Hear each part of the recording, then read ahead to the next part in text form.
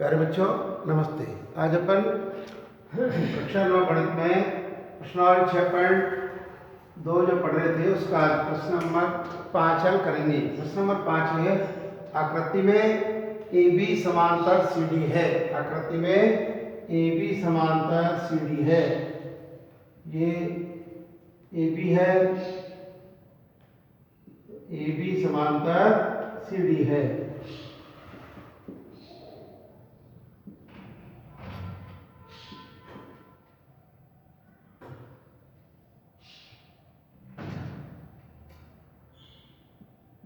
दो रेखाएं हैं ए बी और सी डी।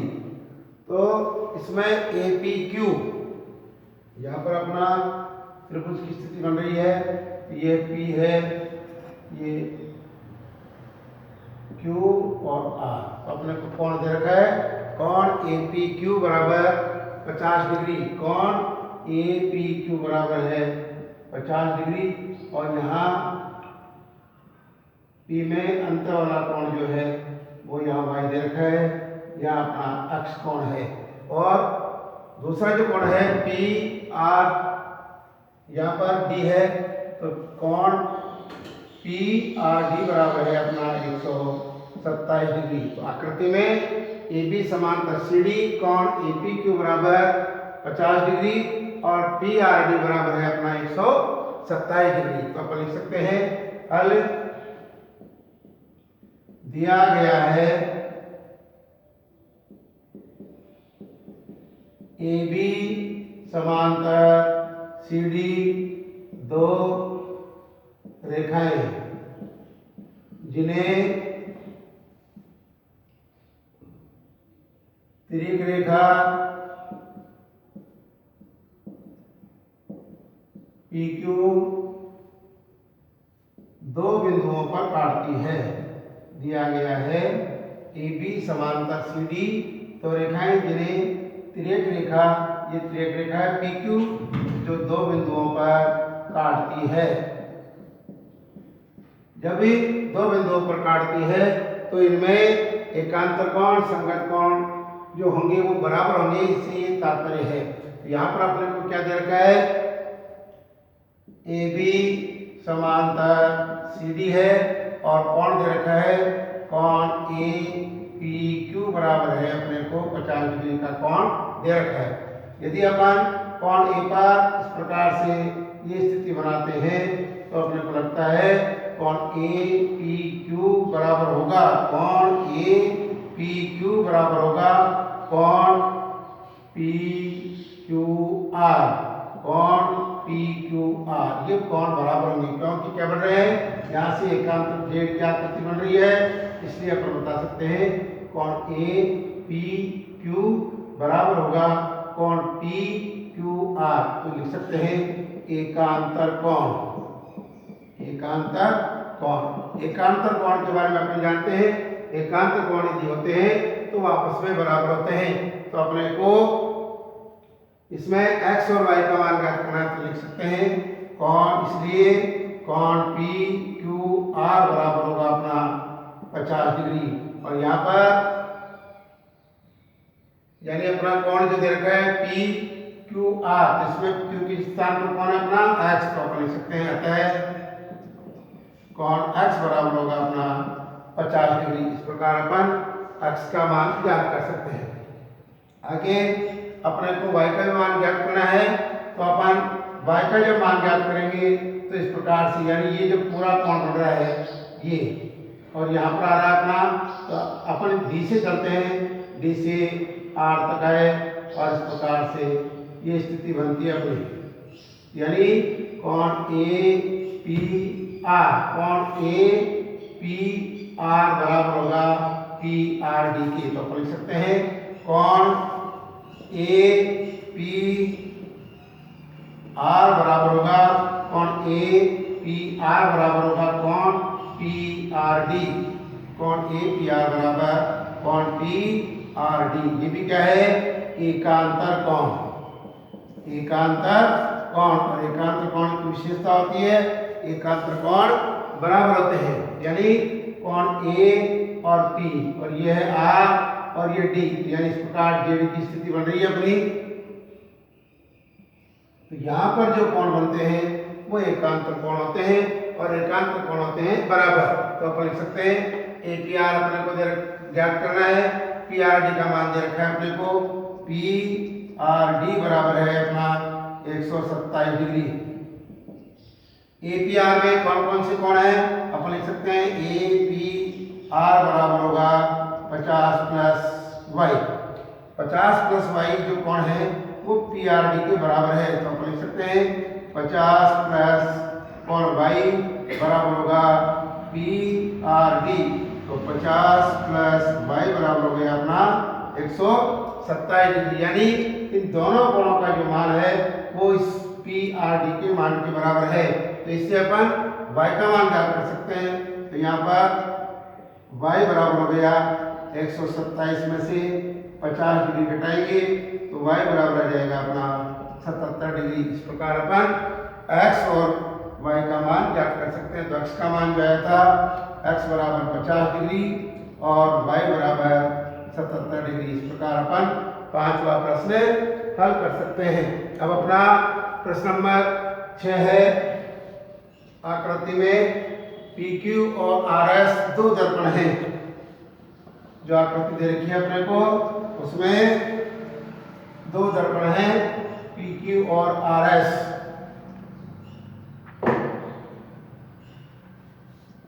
प्रश्न नंबर 6,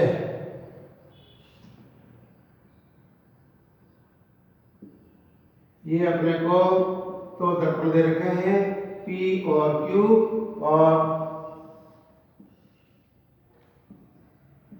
R और S।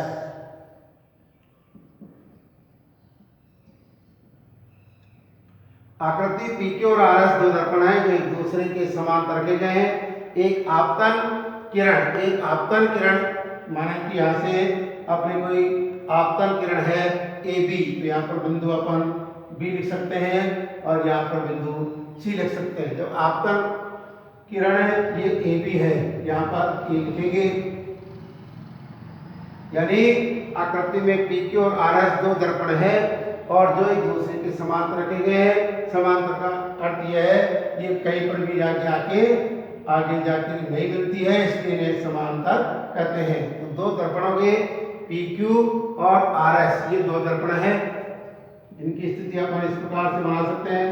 तो ये दर्पण की स्थिति स्पष्ट हो जाती है। इस प्रकार ये अपन दर्पण की स्थिति, तो इसमें AB जो है वो एक आपतन किरण AB दर्पण PQ से B पर काटती है या B पर प्रतिच्छेद करती है। तो ये जो किरण हुई AB वो है अपनी आपतन किरण, यानी आपतन कोण का निर्माण करती है किरण। और परावर्तित किरण BC पर चलकर दर्पण RS पर C पर टकराती है। तो ये जो किरण है वो किस पर टकराएगी, बिंदु C पर, C से फिर परावर्तित होगी। इस प्रकार वो बिंदु मिलता है अपने को D। तो आकृति में PQ RS दो दर्पण हैं जो एक दूसरे के समांतर रखे गए हैं। एक आपतन किरण AB दर्पण PQ से B पर टकराती है तो और परावर्तित किरण BC पथ पर चलकर दर्पण RS से C पर टकराती है, पुनः C से D के अनुदिश परावर्तित हो जाती है। तो इस प्रकार की अपन को ये स्थिति प्राप्त होती है। इसके बाद बिंदु B और C से अपन दो किरणें निकाले। इस प्रकार अपन तो इसका नाम अपन L देते हैं। ये L हो गया और ये बिंदु है अपना M। इससे अपन दो कोणों का निर्माण कर सकते हैं। तो ये जो हो गया इसको अपन कोण 1 मान सकते हैं, इसको अपन कोण 2 मान सकते हैं और इसे अपन कोण 3 मान सकते हैं और इसे अपन कोण 4 मान सकते हैं। तो जब अपन इस प्रश्न की स्थिति यानी प्रश्न की स्थिति देखते हैं तो इसको अपने को पढ़ना है। हल करने के लिए अपने को इसमें मुख्य बातें सिद्ध करो है ए बी समांतर सी डी। तो अपने को जो प्रश्न में दे रखा है उसको लिखते हैं दिया गया है। यहाँ से अभी तो क्या अपन ने इस प्रश्न की स्थिति के अनुसार इसकी आकृति का निर्माण किया है। क्या लिखेंगे? सिद्ध करना है। या सिद्ध करो।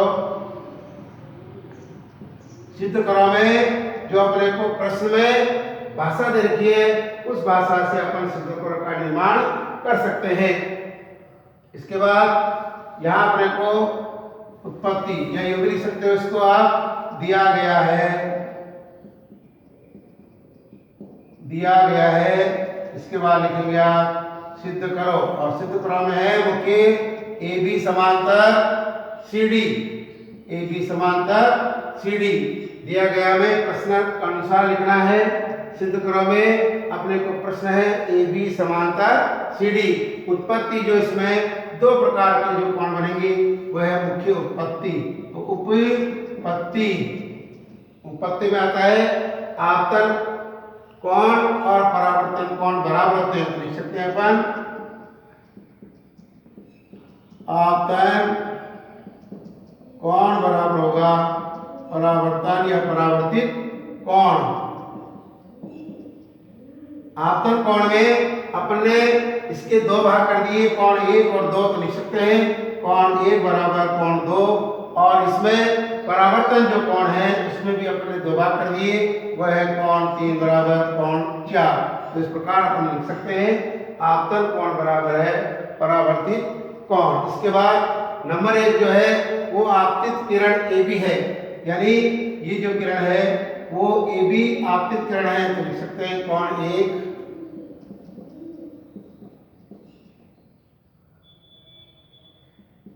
आपतित किरण ए बी है।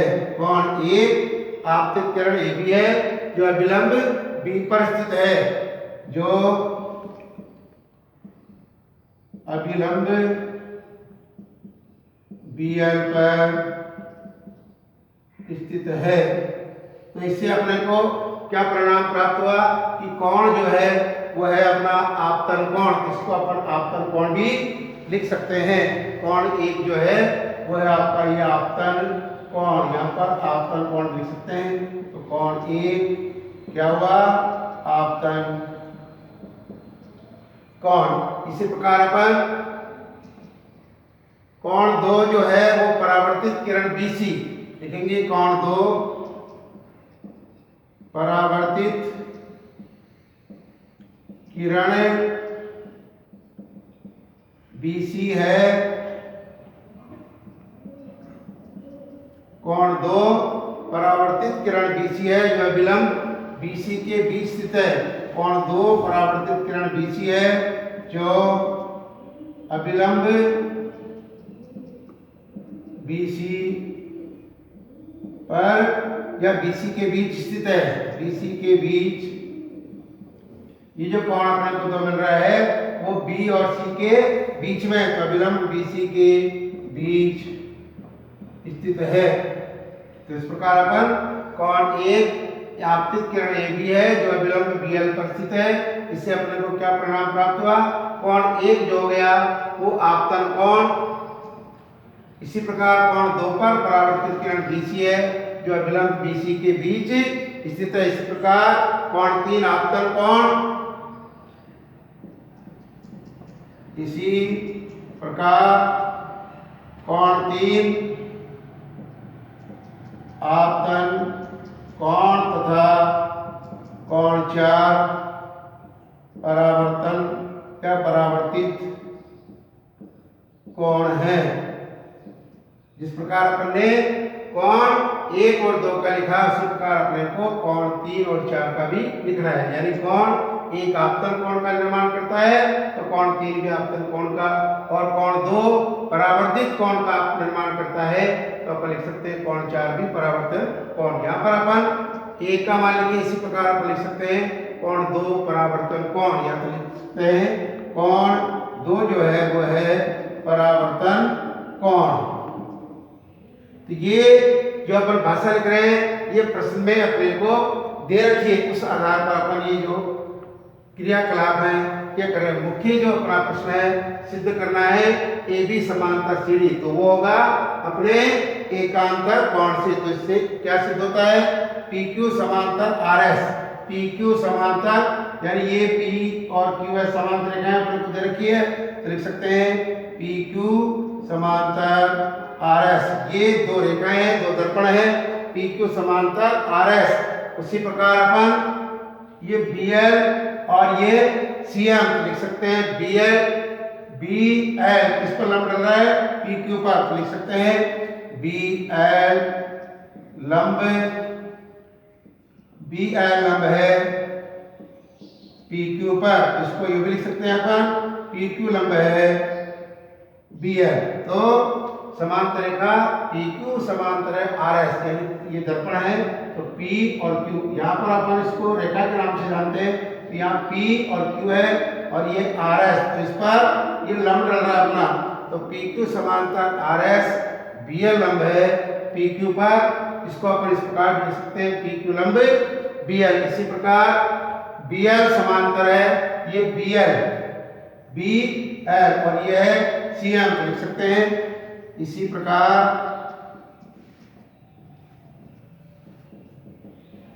BL समांतर है CM, BL समांतर CM तथा CM लंब है RS पर, CM लंब है RS पर।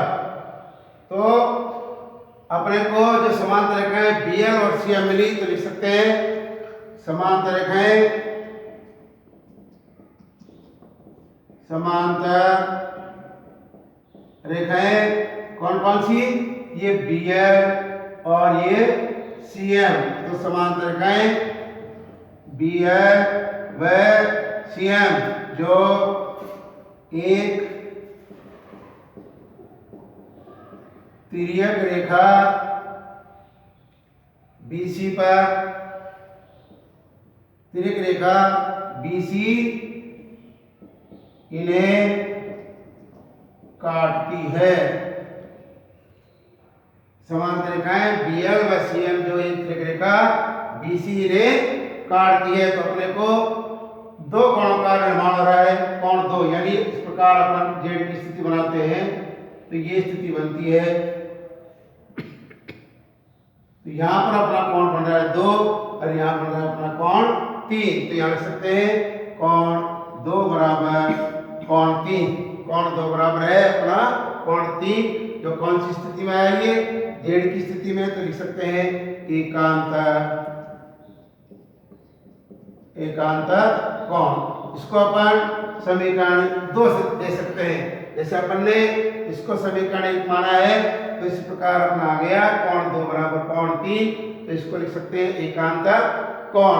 अब इसमें ये जो कोण बन रहा है अपना ABC, तो इसमें कौन कौन से कोण आ रहे हैं?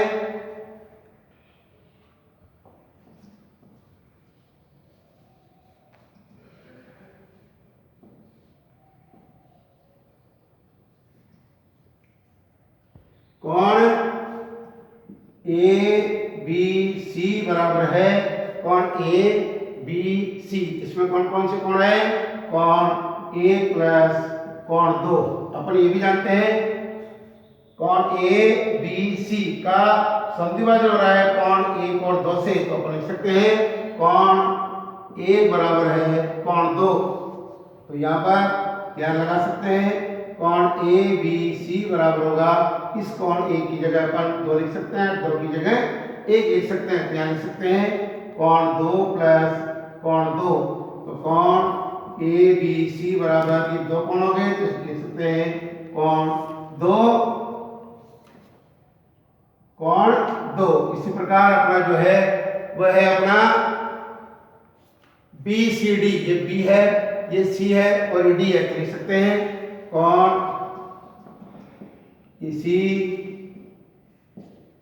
प्रकार कोण BCD, जैसे अपन ने कोण ABC में लिखा, उसी प्रकार आपतन और परावर्तित कोण को अपन को 3 और 4 में सम्मिलित करना है, तो लिख सकते हैं कोण बी सी डी बराबर होगा कोण 3 प्लस 4। और आप ये भी जानते हैं, यहाँ पर शुल्क लगा सकते हैं, क्योंकि कोण 3 बराबर जो होगा वो होगा कोण 4 की। इसमें भी अपन इसी प्रकार लिखेंगे जिस प्रकार ऊपर लिखा है। तो कोण बी प्लस सी यानी कोण बी सी डी बराबर होगा 3 और 4।